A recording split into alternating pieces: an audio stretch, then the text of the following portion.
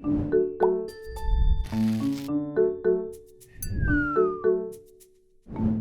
I'm Lisa. And I'm Michelle, and today we're going to hear from some amazing women who have an incredible story to tell.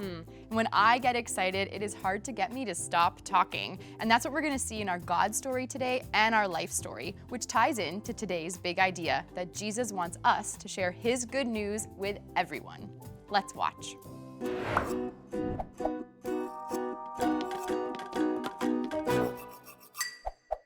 Hey everyone, I'm Karmyn. Today is an incredibly important day in the memory of the church. It's the day where Jesus beat death because he rose from the dead. Even death couldn't stop Jesus. It's the day where he showed us that everything he said about himself, God's kingdom, and God's incredible love for us was proven true. That is so exciting. And that brings me to today's big idea. Jesus wants us to share his good news with everyone. Last time, we learned about Jesus' death and the way that Peter said to Jesus that he would never fail him. But then he did fail Jesus, not just once, but 3 times. But Jesus never failed us. Today we learn that Jesus' death isn't the end of the story. Not at all, because today is the day we remember that Jesus rose from the dead. Now, a few of the women who followed Jesus, Mary Magdalene, Mary the mother of James, and Salome, they were going to bring some spices to the place where Jesus' body was buried. Spices would have helped with the smell of the dead body. So they're on their way to the tomb. Now in those days, a tomb was like a cave with, instead of a door, a big heavy stone to close it up. They were on their way and the women started to wonder, how are we going to roll this stone out of the way so that we can put spices on Jesus' body? Let's look at Mark 16 to see what happens next. Then they look up and they saw that the stone had been rolled away. The stone was very large. They entered the tomb. As they did, they saw a young man dressed in a white robe. He was sitting on the right side. They were alarmed. "Don't be alarmed," he said. "You are looking for Jesus the Nazarene who was crucified. But he has risen. He is not here. See the place where they had put him? Go, tell his disciples and Peter, he is going ahead of you into Galilee, and there you will see him. It will be just as he told you." The women were shaking and confused. They went out and ran away from the tomb. They said nothing to anyone because they were afraid. What a strange thing for them. Nothing was the way they thought it was going to be. They thought they were going to see the body of Jesus, but then they discovered that he wasn't there. He was risen? How could this be? What could this mean? The next verses tell us that Jesus rose from the dead and appeared to Mary Magdalene, and she went and told the disciples. They were sad and crying because they just missed Jesus. But even after she told them that he was alive, they didn't believe her. But after that, Jesus appeared to 2 of the disciples while they were out walking in the country. They went back and told the other disciples, but again, they didn't believe them. Later, Jesus appeared to all 11 of the disciples while they were eating. Let's see what he said to them. "Go into all the world, preach the good news to everyone. Anyone who believes and is baptized will be saved, but anyone who does not believe will be punished. Here are the miraculous signs that those who believe will do. In my name, they will drive out demons. They will speak in languages they had not known before. They will pick up snakes with their hands, and when they drink deadly poison, it will not hurt them at all. They will place their hands on sick people, and the people will get well." When the Lord Jesus finished speaking to them, he was taken up into heaven. He sat down at the right hand of God. Then the disciples went out and preached everywhere. The Lord worked with them, and he backed up his word by the signs that went with it. Did you catch that first part of what Jesus said? Go into all the world and preach the good news to everyone. And what is the good news? It's Jesus. Jesus came to show us God's love, to save us from sin, to set up God's kingdom, and Jesus came to be the very final sacrifice for all time.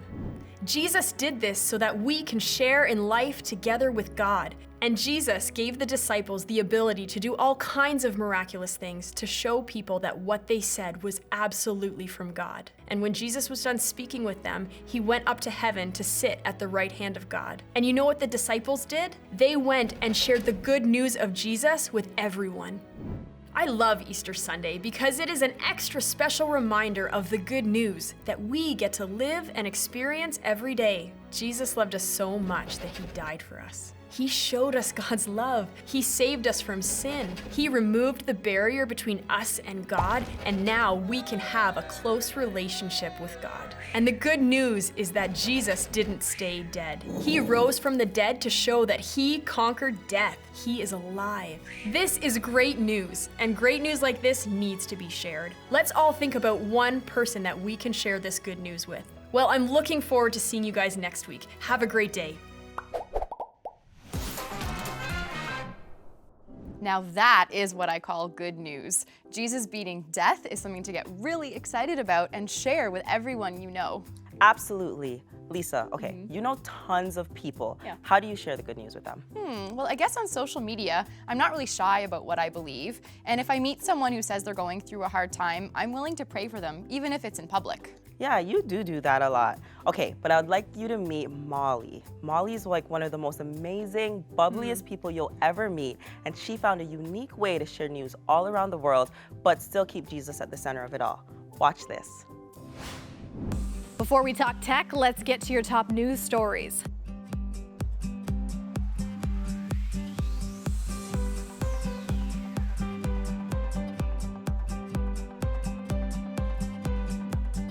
My name is Molly Thomas, and I've always wanted to be a journalist because I get to talk to people for a living.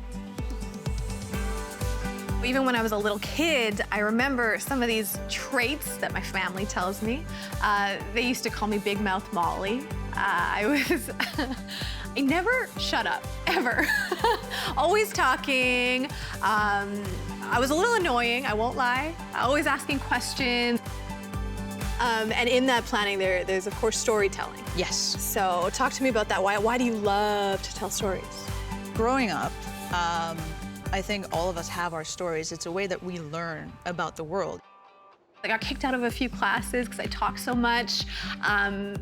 Very rebellious, yeah. I had that rebellious side to me for sure, my mom would say. I felt like I could do anything. I remember going to Disney World at 7 with my family. All of them were scaredy cats. Nobody wanted to ride the rides. I'm there by myself, Indiana Jones, riding the whole rides by myself. Loved it, loved the whole experience. So I felt invincible. So I feel like some of those things have translated into the work that I do today. Wanting to do journalism, I really loved TV. I loved TV because I thought it was this magical place with studios and lights and everyone can see you. But when God started to get a hold of my heart, he started to show me that his storytelling is so much more than that.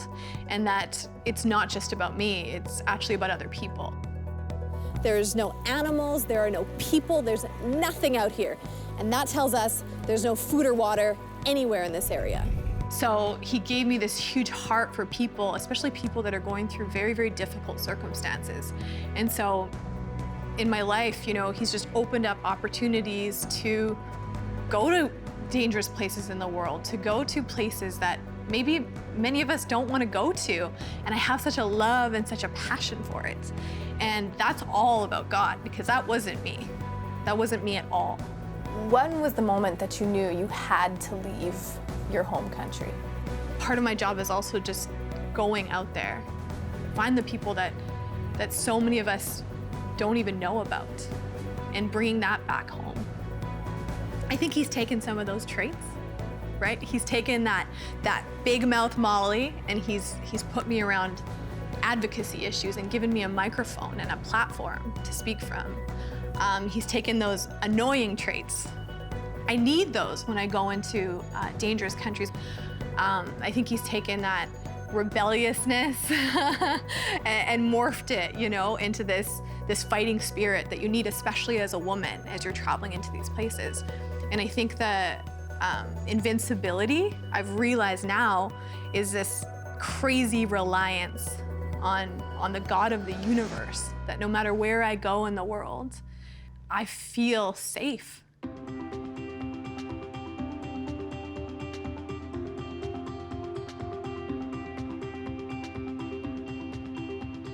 So I want to do this type of storytelling because it's about other people, and it's about how we can respond to those people in our world that are really our brothers and sisters. They're just on a different side of the world. And we see what happens when you do those types of stories. We see refugees sponsored into Canadian families. We see newcomers being welcomed into small rural communities. We see people giving money towards famine in a country that they didn't know anything about before. So yes, it's not just about focusing on the worst part of humanity, it's focusing sometimes on the best.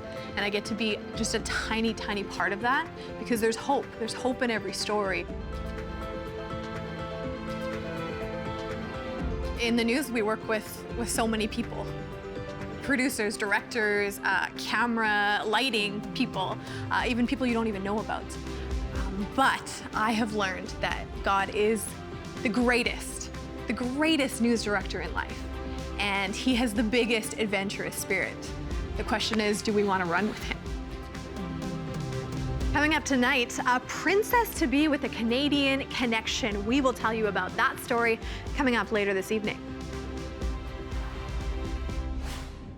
It's neat to hear how much of a natural storyteller Molly is. In fact, I wish I could do the same thing. Yeah, I loved it too. And what I also loved is how she described God as the biggest news director with the biggest, most great, adventurous spirit. I just loved it. Yeah, thanks Molly for sharing your story with us and opening our eyes to different stories that are happening around the world. Yeah, so let's get into our small groups now and see what this looks like in our own lives.